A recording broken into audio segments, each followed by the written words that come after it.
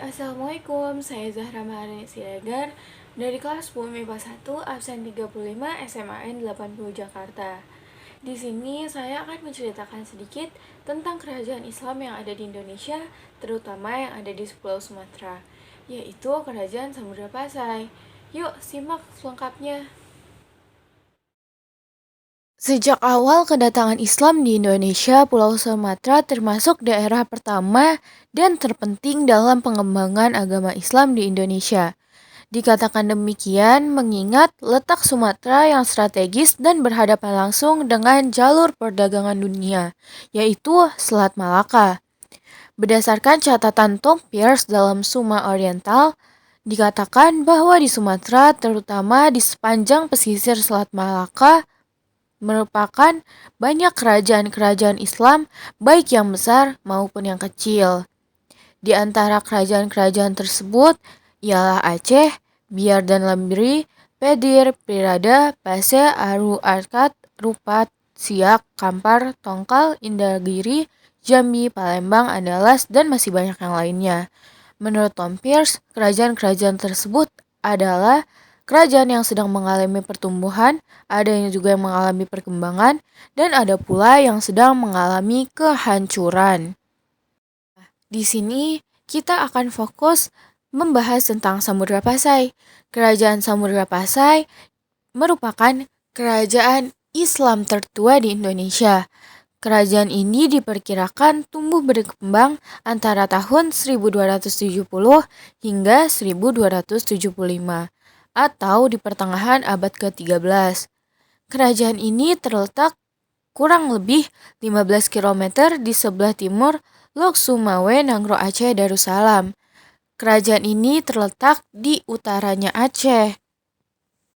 Kerajaan ini memiliki sultan pertamanya yang bernama Sultan Malik As-Soleh yang wafat pada tahun 696 Hijriah atau tahun 1297 Masehi.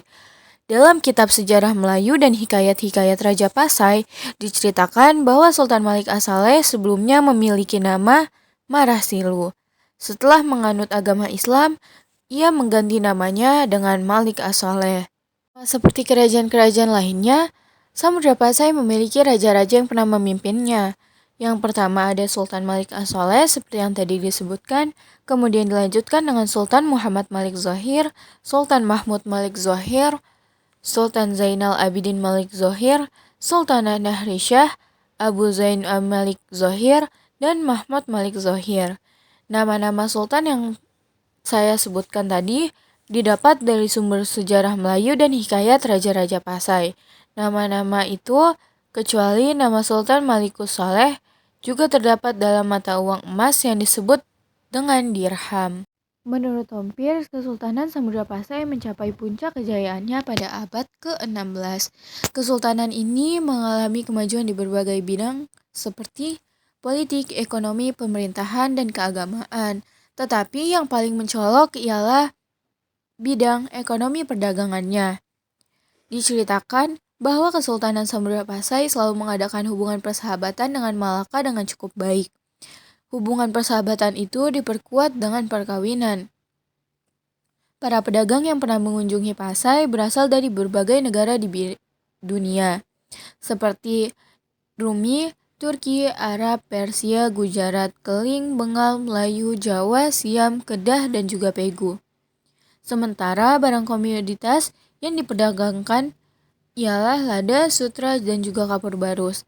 Di samping komoditas itu, sebagai penghasil pendapatan Kesultanan Samudra Pasai juga diperoleh pendapat dari pajak yang dipungut dari pajak barang, ekspor, dan juga impor.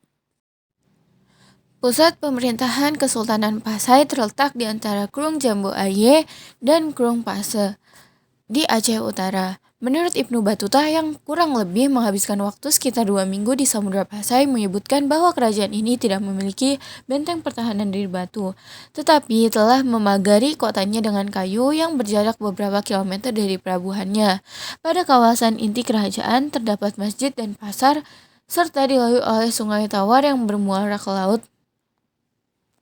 Islam merupakan agama yang dianut oleh masyarakat Pasai, walau pengaruh Hindu-Buddha juga turut mewarnai masyarakat di sini. Dari catatan Mahwan dan Tom Pierce telah membandingkan dan menyebutkan bahwa sosial budaya masyarakat Pasai mirip dengan Malaka seperti bahasa maupun tradisi upacara kelahiran, perkawinan, dan juga kematian.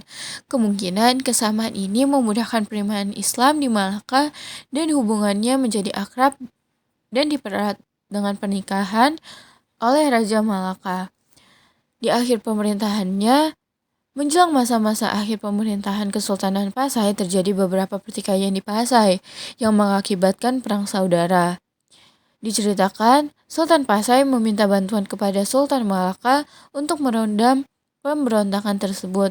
Namun, Kesultanan Pasai sendiri akhirnya runtuh setelah ditaklukkan oleh Portugal pada tahun 1521 yang sebelumnya telah menaklukkan Malaka pada tahun 1511. Dan pada tahun 1524, wilayah Pasai sudah menjadi bagian dari Kedaulatan Kesultanan Aceh. Kalau dari tadi cuma bahas sejarah kerajaannya, peninggalannya apa aja?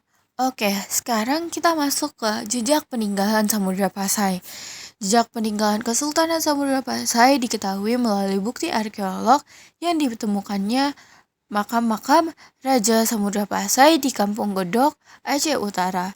Area makam para Raja Samudra Pasai itu berada tidak jauh dari reruntuhan bangunan Kesultanan Samudra Pasai yang persis berlokasi di Desa Buringin, Kecamatan Samudra, Lok Sumawe. Dari deretan makam para raja terdapat makam atas nama Sultan Malik As-Soleh, yakni raja pertama sekaligus pendiri Samudra Pasai. Tidak hanya makam Sultan Malik As-Soleh, tetapi ada juga Sultan Malik Az-Zahir, Tengku Putut Ploh, hingga Ratu Al-Aqlah. Selain pemakaman, Kerajaan Samudra Pasai meninggalkan lonceng Cakradonya, sampel khas kerajaan, buku tasawuf, hingga karya tulis Hikayat Raja Pasai. Sekian yang bisa saya sampaikan, kurang lebihnya mohon maaf. Terima kasih. Wassalamualaikum warahmatullahi wabarakatuh.